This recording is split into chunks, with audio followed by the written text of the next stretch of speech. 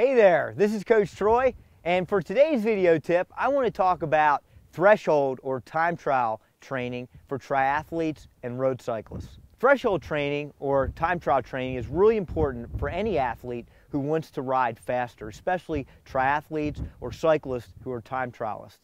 In order to become faster, you need to be able to sustain a higher level of output for a longer period of time. And the only way to do that is to incorporate threshold work into your weekly training program. Now, depending on your experience, you might do a threshold workout once a week or maybe even twice a week.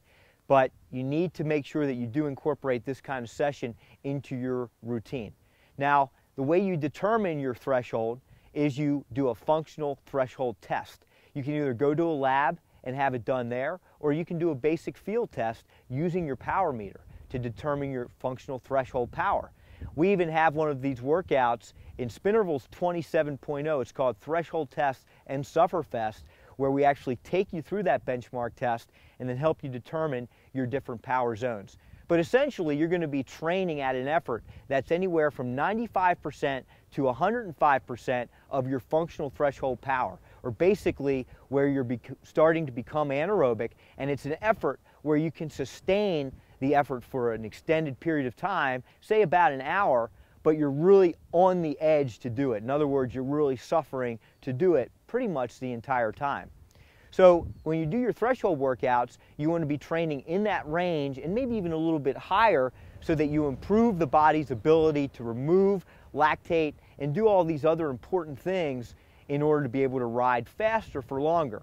So an example of a really good threshold workout is as follows. First of all, you want to warm up. Typically that'll be anywhere from, say, 20 to 30 minutes. And then you want to do a few openers. In other words, raise your heart rate above lactate threshold heart rate, really put in some hard efforts. And these are only 30 seconds to maybe a minute long efforts. And then you start your threshold set. Earlier in the year, you might only start with, say, 15 to 20 minutes of threshold work.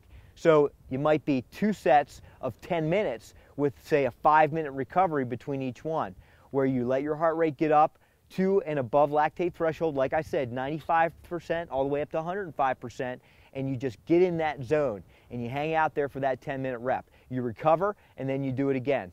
As the season progresses, you can start building the volume of that threshold intensity in your program. And for most age group athletes, I'll have you upwards of anywhere from 40 minutes to maybe even an hour for more advanced athletes. So after that part of the workout's over with, and you can break it up however you want, then you do your cool down and you're done for the day. So it's a really high quality component, but the volume is not incredibly high. Make sure that you get a good recovery workout the day after you do your threshold training, because you're going to need it. And for some people, you're going to need 2 to even 3 recovery days, 48 to 72 hours after an intense threshold training session. But again, the most important thing is to determine what your threshold is so you can start training around that range on those specific threshold days. And one more thing I want to mention. One of the best ways to boost your threshold is to race. Because guess what? When you're racing, you're at threshold and sometimes even higher. So racing is another level of training. It's the best level of training. So that's why you hear a lot of people say they race themselves into shape. They do their threshold work, they do that hard work on race day, and it takes their performance to the very next level. So if you have any questions, please contact me, troy@coachtroy.com. Otherwise, until we meet next time, train safe and train smart.